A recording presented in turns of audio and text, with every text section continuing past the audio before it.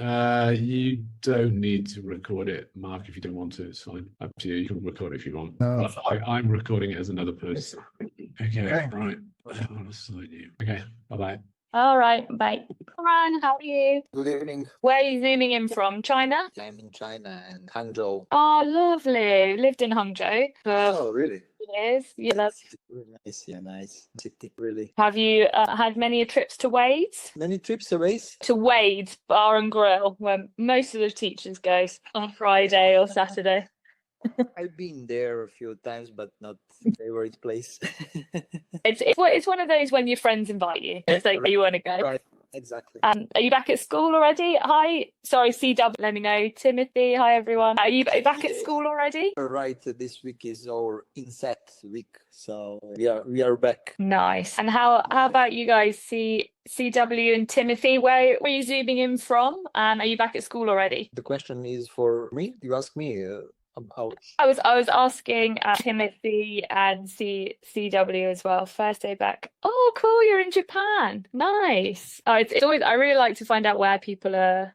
Oh, and South Korea. Love that. So we've got normally it is a little bit more China based because I think of obviously like John's original connections and stuff. That's really cool. I haven't had people zooming in from more than I would say 2 countries before. So I went to South Korea Seoul for the first time this year and loved it. I did go during like the cherry blossom season type thing, and it was I think school holidays, so it was a bit mad, but everyone was very nice, and it was a completely different energy to what we're used to in China. Hi Gab, hi Lily. I'm just waiting for John to let me share my screen with you guys because I do come prepared and have a little presentation for you what we're going to do, but otherwise I will start and go forward. I'm just going to call him quickly. Let me do that. But from my side in this breakout room, obviously I wanted to give the perspective of a hiring agency, which is obviously like Totally Teach, where we get to see both sides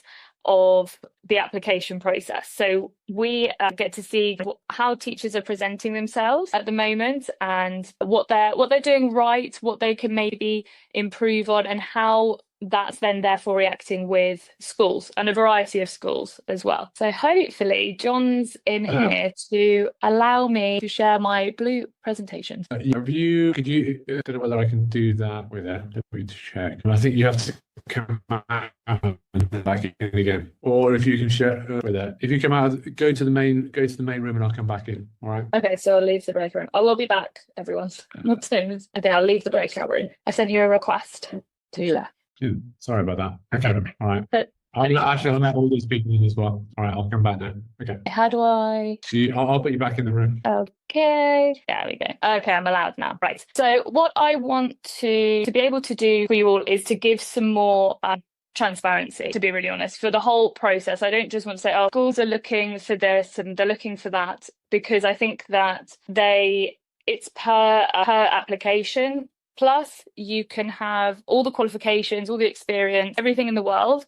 But if you're not presenting it correctly, then the schools are going to miss it anyway, and you're going to miss the opportunity. And I've seen that time and time again, unfortunately, happen with teachers that have everything on paper that you would think, okay, they should get the interview or be going through, and they don't. So is this fine? Can everyone see? There we are, entire screen. So that's just, I'm not going to talk too much about this, but I'm the owner of Totally Teach, and we've been doing teacher recruitment into international schools and private bilingual schools since 2018, mostly in China. And now we also help schools in other countries such Thailand, Myanmar, Mexico, for example, and we've had some success with those countries as well. And every part is different. And now being able to move teachers from other countries has given us even more information to be able to do sessions like these. So the question normally is, what are schools looking for? Now, this is information that you can get almost anywhere now. In terms of, yes, there are minimum qualifications now that schools do require compared to, I would say, pre-COVID times. There is a higher expectation on the minimum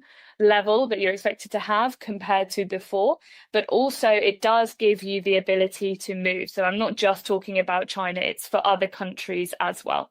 And we are specifically talking about international schools here, which usually go down the line of, are they British? Are they American? Are they IB? Any curriculum that they use, they're still requiring those minimum qualifications. But there's plenty of things apart from qualifications that they are also looking for. And it's not decided by one single factor that you either have or don't have as a teacher, because as it says here, 2 schools can compare the same teacher on paper and one will hire them and one won't. And that's what I really want to bring attention to today and to talk more about, which I think is not shared enough online, because they're measuring more than just hard skills. Hard skills are really important, and I'm going to talk about them and discuss definitely what you should have on your CV and how you should present them, because it's the first indication of whether you're right for the position or not. But then the soft skills that you possess, which makes you the unique teacher that you are, the soft skills. And these are just as important for you and for the school, because the schools are providing different environments one from another. We were actually just talking before the webinar started about Qingdao, and I went to visit some international schools there. One had a high school department where they were smaller, so they needed the teachers to be able to teach multiple subjects. And that will suit some teachers and it won't suit others. But everything needs to be transparent from your side and from the schools to be able to see, are you a good fit? And that's where it comes in. It's this hard skills and soft skills combined that can be presented in a way where you can show the school if you're really a good fit for them specifically. Because as every teacher is unique, so is every school. And the culture that they build internally within the school will mean that it's an environment that you will thrive in, or maybe a different place is better for you. If you want, as we go along, if anyone wants to unmute and ask any questions or pop anything in the chat, then please do feel free to do so. I'm more than okay with it being an engaging session, so just let me know. And most importantly, to have a fit that is good for you and the school is also where it comes in, where you want to stay, where you want to develop yourself, where you want to grow. And that comes with the research initially, and there's no problem or issue. We were having a conversation before about these 2-year contracts and then people moving on after 2 years, and it's seen as jumpy now for some international schools. They prefer longer stints, but those are the contract lengths that are being offered. And sometimes you do need to move on to progress in your career as well. But for you to be able to stay within an environment depends on whether you yourself in terms of hard and soft skills initially. So I would say the more evidence-based, factual are obviously your hard skills. So for a position that's posted, do you fit minimum the curriculum that they teach? Some schools are more lenient than others in terms of if you've taught one curriculum and then you want to switch to another, they will give you a chance. They'll look at other factors to decide that. Some, they really want, I want a specialist in IB DP biology, for example, and they want them to have had that previous experience because they'll have gone through the examination process with the students, and that's what they want from their next teacher. But whichever curricula you have taught, it's really important to include it on your CV, including the age groups that you've taught. And that can go back to when I do the CV consults with teachers. It's really apparent that obviously your, I would say, earlier experience, so what you might deem as, okay, it's not so relevant because it's not what I've been doing right now. It might have been quite a few years ago, but if you're teaching the same age group and curriculum that you are now, it's just in a different environment or in a different school or country even, it still shows continuity within your CV that you have had multiple years of that age group experience or level. So don't think that that's not important. Minimum is curriculum and age group in every single school that you've taught at. And this also might seem a bit strange, but some schools do really prefer teachers that have worked abroad because of the cultural difference. Can they adapt? They don't want to bring whole families over, for example, to China. They've never been to China before. They can't settle and they end up leaving. Contrary to that, some schools do prefer to hire from abroad, I would say from their home country, where they've taught in their home country and not internationally. But the school can't decide if they don't know if you have or haven't had that international experience. And you can also, I would say, highlight the fact of if you have taught in another country, that brings a lot of expertise to certain schools that, for example, the demographic of students that you taught. Therefore, you've had the cultural experience with different parents. So if something that I learned just this year was visiting a school in Vietnam, and their largest demographic of students were Korean. So if you've taught in South Korea before, Timothy, I think you're the one zooming in from South Korea, then highlight that, because that might be something that leads you in a competitive way against another teacher for the school that you're applying to. This is something that I love to pick out when you have a conversation with a teacher. These small nuances that you do possibly day to day, or that you've had experience with before, which you think maybe all teachers have had experience with, but maybe they haven't.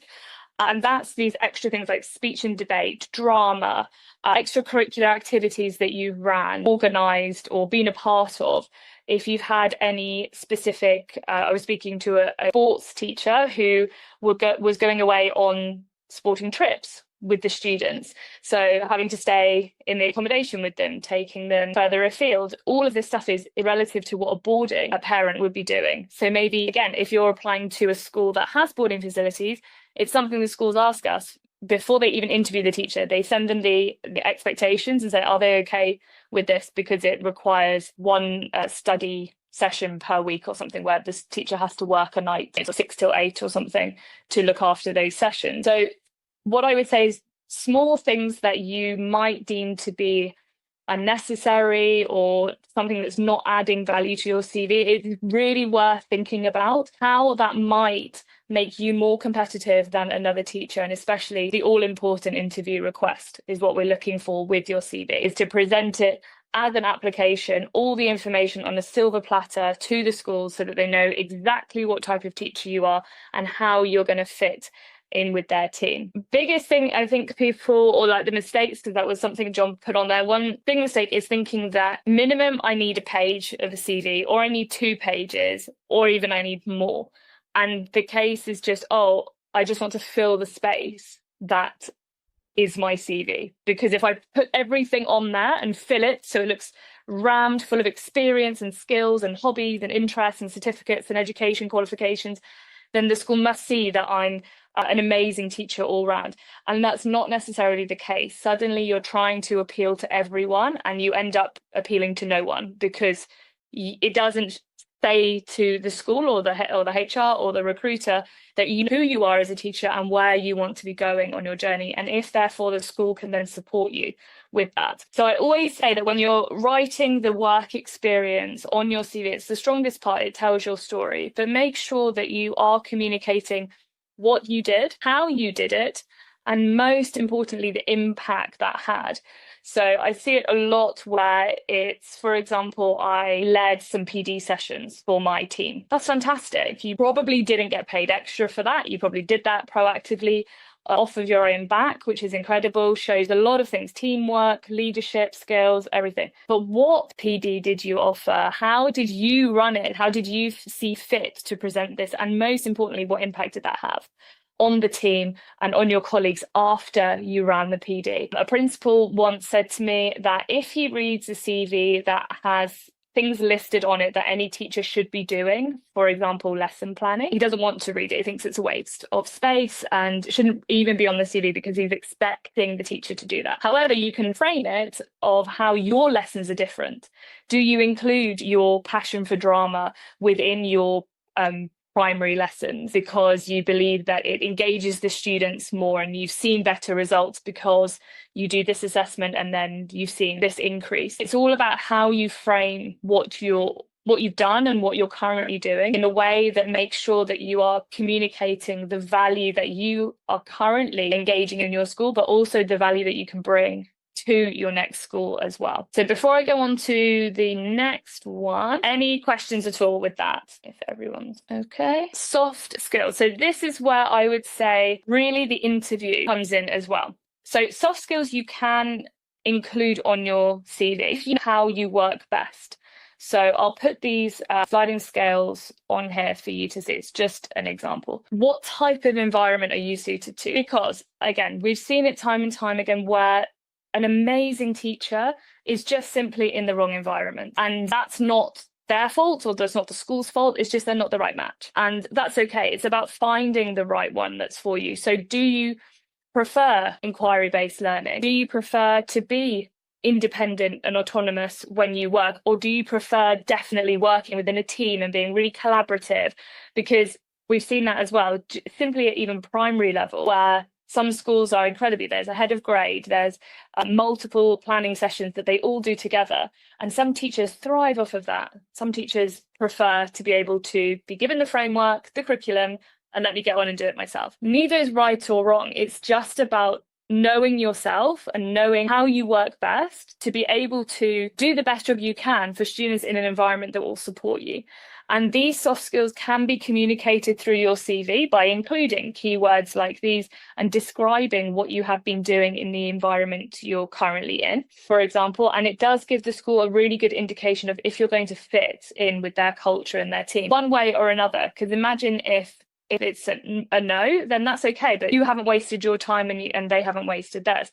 But if it could be a yes, that could be the difference between them choosing to interview you first versus another teacher where they think maybe they don't want to work as collaboratively as we do. And that's the point of being able to communicate what you want. And the schools also, I think, can think more. I think when they're hiring and doing the actual interview, they know, but when they put the job adverts out there, a lot of the language is the same. And I think that even that can be improved on so that you guys as teachers know, is this an opportunity that I even should be applying for or not? And if I'm a good fit. And then definitely in the interview, I think that this is where really thinking about your CV and your application, even the intro video, which I know most people don't like to do. And hopefully if you don't need to do it, then that's great. But it can really make a difference because you're able to show a part of your soft skills, your personality, your character through the video, whereas a PDF document can't do that as well. But you can include things that can at least help. So, for example, as I said, using those keywords. And I wrote down an example that was just last week with a teacher, and lovely, brilliant science teacher that's in China, and she couldn't figure out why she was getting invited to interviews with her CV, but when she was getting to interview, it was, in her words, a disaster because the school was expecting a teacher to turn up to interview that basically was being communicated in a certain way via a CV. But the teacher that was turning up to interview was not that person. And it wasn't a case of an AI written CV and then it was someone completely different. No, she was positioning herself as more of an experienced, higher level science teacher than she was truly comfortable teaching. Her preferred age group is probably actually primary school, maybe middle school, otherwise as another option. But because she had certain experience at high school level, everyone was getting very excited about, you can teach this, because it's more rare to find teachers that can teach that. But it's not what she truly wanted to teach, and therefore the interview was not strong.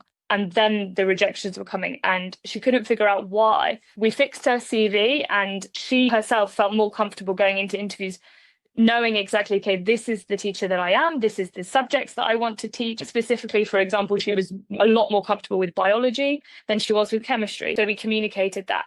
And suddenly everything relaxed and she could interview with a lot more confidence and clarity herself to then also be applying to the positions in schools that wanted her for those skills and that experience rather than something else. So it was a real experience that happened just 2 weeks ago. And I think that that's why it is so important. But obviously with the interview itself, being able to show your soft skills, as I've said, but also the number one thing that can initially make or break an interview, I would say, is if you have researched the school or not. A principal does not want to turn up to an interview and you just know the school name, if that's it. Now, I know what some of you might say, some recruiters might not share the school name with you prior to the interview. And if that is the case, then make sure you do ask the recruiter and say, please, I would prefer to prepare properly for this interview. So if you can give me some details, it would be better. But if you can research the school beyond even just the website, so just the initial landing page, if you can do some research into who's interviewing you on LinkedIn, for example, who's in the current position that you're interviewing for, what skills do they have, what kind of environment, if you can even look at if they are on an accreditation journey. So again, some schools are going through different accrediting bodies and they even require different things from teachers. So before, it could have been a minimum, for example, of a PGCE that all their teachers must have. Now, the accrediting body that they're that they are going through suddenly require teachers to be at least enrolled, if not have gained their QTS status. That's not the school's choice, it's the accrediting body's choice, but that's what the direction the school's going in, and they have to comply. Same with IB, if you've got your Cat 1, Cat 2 qualifications. So really trying to understand in depth about the school itself or the person that's interviewing you. Even there was one principal I remember, he mentioned that someone understood where his surname was from. You don't have to go into that level of detail, but it just shows that extra attention. And we did, as a company this year, lose a teacher lost out on a fantastic position because he turned up essentially completely unprepared. He had all the information, it was just a busy week. And in that case, I would have recommended him to reschedule, because that's your one shot and they wouldn't re-interview off of that. So I think it's a make or break to research the school and properly research the school and feel confident and clear about what you're applying for and how you can bring value specifically to them. What is it that makes you a good match for the school themselves and not another teacher? Because there are hundreds, thousands possibly applying for the same role. There was a new position at a school in Thailand. It was just opening and they had 1,400 applications for one position. So they had to go through all of those applications, and you can imagine how suddenly a few that might have been noticed if there was less in the pile might have gone through, but as there weren't, then they were skipped because no one has that much time to go through that many applications. So it is really important to present yourself in the proper way with the right qualifications, the right experience. And that was also something else. So schools, as I mentioned at the beginning, do really care about stability, how long you've been at a school. But also, if you've been at a school for 4 years, but there's been no progression, no change, no communication of impact that you've had on the school, then that's also going to be a question, because have you just been there or you haven't got extra qualifications or something? What have you been doing for 4 years as well?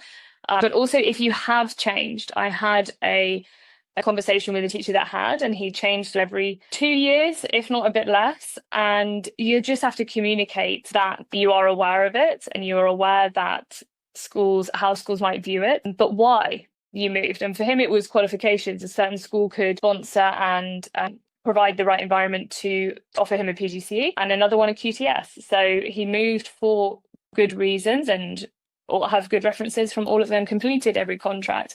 It's just that the years look, well, we would say jumpy in the industry, and certain principals are fine with it and certain ones aren't. But if you communicate that straight off the bat in your initial personal statement at the top of your CV, and you make sure that making it obvious that you are aware of what your CV might look like, but however this is actually the case, then it's all about communication and giving that clarity to the school from the offset. We do also, and what I will sum up with saying is what I mentioned at the beginning. You can be applying to everyone and every school, and even though, and believe me, I think that there's a lot of pressure around working full time, trying to get qualified, trying to be up to date with AI and all of the new tools that can be used in the classroom. The majority of principals have often said to me that as soon as they read a generic cover letter, they just pop it in the bin. It's something that a lot of them, whether it's just the cohort that I've spoken to, but feel very strongly about. Whereas if it is specifically addressed to the school with examples of why you're applying and for what reason, and again, why you're the right fit, they're much more likely to read it. If you do still send cover letters, some principals read them, some don't have the time, but it's all about making sure that you are representing yourself in the right way. And like I said, not trying to appeal to everyone, because we're not for everyone. You're not supposed to be for every single school, even if you might have a lot of offers, which is great, and you want that variety to be able to choose from. Not every single one of those schools is going to be the right environment for you once you get there, but that's okay. And it's supposed to be like that, because you bring certain skills to the table and you enjoy a certain working environment as well. And when you are said a no is a redirect. It's not just a rejection, and to just definitely ask for feedback where you can. I know that that's a big bugbear within recruitment and within applications is trying to gain that feedback. And I feel really strongly about it. It's something that we're working on with the project that we're about to release. But if you can, then ask for feedback, because otherwise you're not able to improve. And that's basically it. Position yourself properly. And here are my, as I said, I do run CV consults to help with this, but here are my contact details, and we're about to go back into the main room. So I hope that there was something that I said or presented that was of use to all of you, even if it's just one thing that changes or tweaks your application going forward, so that you can understand and definitely find the right school for you. Because it's very much a two-way street. It's not just for one party, it has to be right for both. And that's what brings teachers to stay and make it a really good impact on their students for the long term. So I think we're all going to go back to the main room very shortly, but I hope email from the university saying that they can actually start the course, and then actually include that in their application, saying that if I was to start at your school, I would be a fully qualified teacher within 3 months, or whatever, whatever the qualification is. Because I think that's also showing to the school that you're going to that you are serious, rather than just saying, because everyone can say, I'm going to do such and such, but actually, are you? Yeah. You're actually going to do it. Yeah, exactly. No, I think that being enrolled, if you're going to pay something, you're going for it, you're on your way, and that should definitely be shown on your application and to schools. You don't want to not include that. And even though it might sound really common, and maybe everyone's got this or done this on their CV, but it's to put your education qualifications at the top. We have a certain template, so I say on the top left hand side, but so that when you open your CV on a computer, I like to see basically everything I need to know within the first half a page. So I don't even need to scroll, is the saying. That I know exactly what type of teacher you are, I know your qualifications from top to bottom, because they should all be there, and I can see at least your short personal statement and your school that you're at now. So I can see what you're teaching, what you're doing within the first few sentences. So, and you are including that you're currently studying something, that's going to be right up the top. It's going to be one of the first things people read. So I completely agree with you on that point. And also, because we look at a lot of personal statements and things like that, and letters and things, and people can be a little bit verbose as well. So I think people need to be wary that people don't have time to read for ages. You need to get to the point. Probably in clear English. So that's another thing is that AI is actually pretty good at summarizing. How important are recognized teaching qualifications compared with classroom experience and personality? I think it's something that Mark talked about actually. But I'm not. They're all as important, but they're weighted differently per school, and that's why it's really important. But generally, you have to look of the country that you're applying for and the school itself, because certain teaching qualifications are just a minimum that they have to legally employ you. It's not even their choice. It's just if you don't have a PGC, you can't work in the country legally. So that's the research point of view. And it might well be a particular PGC as well. It might be a particular IPGC. So different qualifications don't necessarily work in all countries. So you have to be careful. And that's also something research that you need to do before doing the qualification itself, because we often get asked, can I use this qualification in Hong Kong? Can I use this qualification in Singapore? Such and such. And you need to be careful, because if you spend a couple of £1,000 and spend a year doing a qualification that doesn't get you where you want to, that's really not a good use of your time and money. So you need to be wary. But on the flip side of that, also things change. Regulations do change, and they change regularly. I know here in Malaysia things change every time government. So we'll see by February what the qualifications are and what teachers need in February. So are there any warning signs? Well, No, I was just thinking you can flip that as well of thinking, what out of those three things, what would a principal take a chance on? They're not going to have much choice over the qualifications. That's out of their hands. Are they going to employ a fully qualified teacher with amazing classroom experience if your personality is to be desired also? Then they're not going to, because you're not going to be a good fit for the team or the school, and that's going to create a much more negative impact than the qualifications and experience that you bring. So I would say that qualifications and personality, they can teach you a bit of classroom experience. It doesn't mean that you're going to be competitive against others that have, but if I think that most high. Principals say, what's it, 10, not even 5 minutes. Within the first 5 minutes of an interview, they know whether they're going to probably offer you or not. So I think that's I think doable. I think most principals will probably make up their mind as soon as you start speaking, right? Just the way that you present yourself. You might just click, or you might just. A lot of people just don't click, and I don't think you need to get too downhearted about if a particular interview doesn't go well. It's just that you're not the right fit. And that's, you don't want to be going into a school that you're not the right fit for as well. So it's a two-way street. And if they don't feel that you're the right fit, then they probably know better than you, I would have thought, since it's their school. So exactly. What warning signs make you question a candidate even when their application initially looks strong? Communication. So obviously China, we're based on WeChat or even email, actually. If your communication is a bit obscure, if it's not timely, if you're not answering the questions that, this is purely from our perspective, a recruiter is asking you, it's probably going to be the same for HR. If it's very difficult to understand, is all your paperwork in order for the visas? If everything is just making you ask another question, it makes you wonder, well, what else is not right? Because at the end of the day, CV is just a document. Anything can be written on them, but definitely the communication style of the candidate is our biggest green or red flag for an application.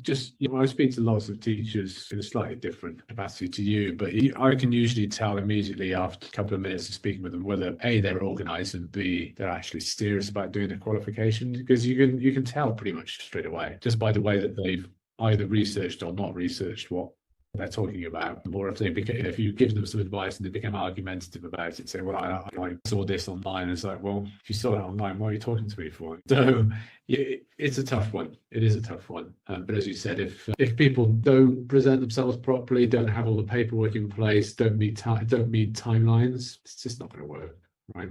And this is just like everyone's wasting their time, and you don't. And the thing is, as a recruiter, you can't be seen to be wasting. The whole reason that the schools employing you is to save them time, and if you're wasting their time, that's really not what you want, is it? So, and then we're scrambling to try and get the teachers thing. So for us, definitely as the team, it's 100% that. And like you said, so I think that's what even I mentioned with the interview as well, is just making sure you've researched the school. It's bare minimum, and that's immediately what can get someone's back up, is if you haven't researched the school, so they don't really think you're serious, you don't really want the job, you're not bothered if it's their school or someone else's school. So it's the same.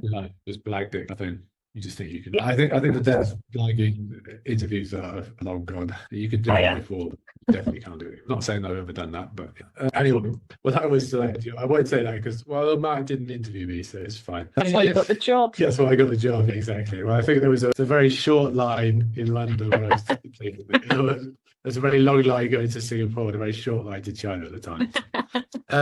If a teacher wanted to secure a position at a top international school within the next 12 months, what should they start doing now to get their sort of things in order? I would say the basic stuff is obviously to be researching what jobs they're posting now. So looking at the requirements that they're asking for. Do you have what they're asking for? Do you not? So there's the basics of getting the teaching qualifications that they are asking for, but a lot of it is going to be the experience that they want, or to be up to date in what the direction that the school is going in. But the one thing that I would say that I think can often happen too late is by documenting what you're currently doing at your school. And the short answer to that is a portfolio, but I'm not suggesting at all, because this will again get some principals backs up, to go in with a huge binder full of everything that you've ever done with your students. That's not what I'm saying. But to be able to say, okay, I did this assessment, this produced these results, then we implemented this XYZ framework or whatever you did as a teacher specifically, and then it yielded these results, because that's showing your impact at the school. And if you don't start that, by being able to have a full cycle of 12 months or a full academic year under your belt adds incredible weight to your CV. And when teachers are, oh yeah, I did do that. Oh, but now I need to go and check, do we even have those results still? Do we have this? Do we have that? And so that's what I would say is, if there's one thing you can do now starting the new school year, is to decide, okay, what am I going to do with my class this year, and document that process. And if you have a little bit of time, I know it's difficult in China, but is to start sharing it in the capacity that you're allowed to share it in on LinkedIn, and creating that personal brand of being a teacher and what you're interested in and the niche that you teach in, whether it be age group, curriculum or subject, whatever, and to start collaborating with more people, because then it's build your network. And just try and become a bit of a, like, I know teachers don't like doing it very much, but play your own trumpet. Become a bit of a. It's easy to become an expert in your particular field. Honestly, online, it really is. It's not. It's not that difficult. I know. I'm not asking you to write textbooks and things like that, but you can definitely showcase essence in the classroom, and just simple things like just getting feedback from students, exit tickets and stuff like that. It's not really that difficult. And then get some parent feedback, get that onto your LinkedIn, saying like such and such has done a really good job with my daughter, and really benefited from your intervention, etc., etc. Just get it all documented and blow your own trumpet, because no one else is going to do it for you. So, and I think that's the hardest thing, or how teachers can feel most uncomfortable, is selling themselves. There was one of there's nothing wrong with that. It really is nothing. Well, as you said, if you've got several hundred people or 1,000 people on going for a single job, you need to. And also bear in mind that every single principal pretty much in the world is on LinkedIn, whether they look at it a lot or not. They are on LinkedIn. So if you're on LinkedIn and they come across it and see something that they like, then you never know, someone might give you a job. At the end of the day, a job application is a marketing pitch. You're not supposed to just show a record of everything. It's not a police report. You are needing one of those in every country, but your application is not that. It's not to say, okay, I've done this and this on these dates, and I had these responsibilities. No, because you might have 500 other teachers that have had the same or similar. It's about marketing yourself, selling yourself for the role in the school in that way. And that's not the most comfortable thing to do for a lot of people, not just teachers, but especially because I think teachers put everyone else before themselves a lot of the time. Just a couple of questions before we finish. I'll just do these questions and sign off. Gonzalo was saying that he's just started his MA. Very good. Yes, very good. Very good person. Advise him to take that. So would you advise to apply for senior leadership positions even though he hasn't finished, or in that capacity, or would you say just to hold off until you go? I would ask you, Gonzalo, if you've had any experience within leadership. If you have, then I would say apply. If you haven't, then I would say to get some whilst you're still studying, and then try your luck. You don't know unless you try, and action creates information, and you'll get feedback, if nothing else. Great, thank you. I do have some experience, but it's in a kindergarten, Montessori kindergarten. So going from there to a primary school, I don't know if that's doable, or should I go first through let's say being a teacher in a primary school and then jump into a your position, or that will backfire on me, and I should straight into what I'm looking for in the long term, which is being a leader in a school. I think, well, from my perspective, you'll be surprised how few primary teachers want to do any leadership. Once you get into a primary school, not many people want to do it. In primary schools, it is often a bit of a thankless task taking on particular primary positions, especially leading a particular, thing that they're bringing in or whatever. Secondary, I would say there's more leadership opportunities in secondary. So in primary, there are fewer, but in general, I would say that you would probably need to get your feet under the table at a school, like a good school, and then just say to people, I'm really interested in doing this. Well, that interview saying I really want to be a leader in a primary school, and put that up front. You don't necessarily have to be applying a leadership position to get one within a couple of years or a year or so. Right. So baby steps. And I was thinking maybe even to amplify my possibilities by doing an IB course or maybe MA. So just to exploring my possibilities of finding a job in an international school, but because now it's way more competitive and more difficult these days. So I guess that might work out. What do you guys think? Well, IB qualifications are always useful, definitely. But then that limits you to applying for IB schools, which are probably considerably more competitive. I don't know. What would you say?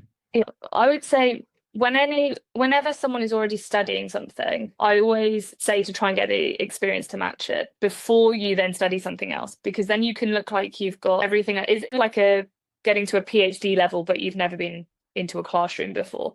It can read like that. But Gonzalo, if you're head of a kindergarten now, I would do the same thing that John said, but try and maybe go into a really good school as within kindergarten level, because that's where you'll be most competitive, and work your way up, because at least if you're in a K-12 environment, you have that ability to move up, like John said, into primary. Or you can try your luck for a primary teaching position, because you've been in leadership in the kindergarten and you probably had experience with the older, the 5 to 6 year olds within your kindergarten specifically, and then go in a grade 1 position. You can try that and teach at that level before then going into the leadership at that level. But obviously you'll know that you're most competitive in kindergarten, but if you can get a good CV, a good name on your CV school wise, then that can really make a difference. And I would see what you prefer, because now you're in Montessori, so it's not about just getting an IB qualification and then that opens loads of doors. Check what you prefer first, it would be my advice. Okay. I appreciate it so much. No problems. Cheers. Pleasure. Another one here is maths teacher asking whether getting a diploma in TESOL would help him getting a job in an international school. I've mixed feelings about the TESOL. Particularly, my feeling is that the TESOL used to be quite sought after, quite competitive, but I just don't feel like it is anymore. What's your thing? No. I never come across it on job adverts or anything like that. No, we're not asked for it specifically. No, I would look at other maths vacancies, job descriptions, and see what else there are gaps between what they're asking for that you don't have, because I doubt it'll be a TESOL. No, I think if you're maths, I always say to people who are specific, teachers in secondary, is look at the most popular examples: Cambridge, Edexcel, IB, and just start doing those qualifications. You don't necessarily have to be in a school to do them. You can do them independently. I know they're quite expensive. I also say become a marker, start marking scripts for those particular, although I know a lot of them are going digitally now at the moment, but they're still looking for them. It's a really thankless and terribly paid job, but it's really good with your CV, and you get free training. So I know I did it when I was starting out internationally. It's dreadful, but it looks really good on your CV. So if we get any roles like that, I'm not asking you to endorse this role, but it could help. Well, no, the role of marking scripts, you get paid so little. The flip side is you get qualifications. So there we go. Right. How many interviews would you say? I think it really depends on the school, right? I know the school in Singapore had like 7 rounds. It was absolutely absurd. Exactly. 3 rounds, which were basically a faceless robot. So. Oh no, I did something of having AI interviews now that teachers are hating. Well, I don't think anyone likes it, talking to a robot. So that's something to practice or to know about before you get there and could panic and then miss your chance. So I have had teachers say that. I don't think there's any hard and fast rule about the number of rounds of different schools do different things, and I think it depends on the competitiveness of the jobs that you're applying for. I think the further up the food chain you go in terms of leadership, things like that, you have more and more interviews and more rounds. Good. I would say a little bit more this year than what we've seen before.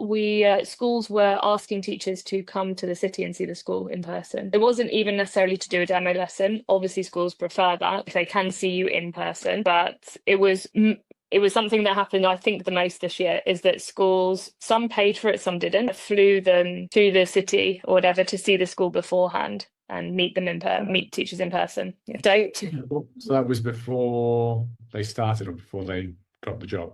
Before they offered. Oh wow! Well, the school's got a budget then. Some paid, some didn't. But I think it's, if you can, have the time, and if you want a weekend away or something, go on a Friday, see the school and stay for the weekend. It's good for you too, to see the school in person, the area where you might be living, all of that stuff. So, but I would say to CW is the demo lesson or some good task is very common. It was always wanted before, but I think so many schools want to see even a demo video already in the classroom without the students' faces, but still, it's really common now that they want to see your teaching.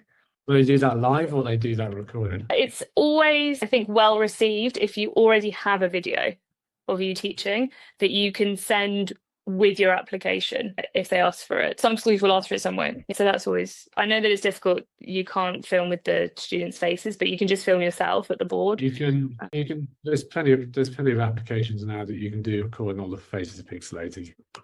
Pretty standard. And I would say, because we do a lot observations and stuff, get a good microphone, because there's nothing worse than having terrible audio on the recording class. Just go clip on your Bluetooth mic. All right, some good ones from Taobao. Not expensive. Everything's from Taobao. I think we're done. Very good.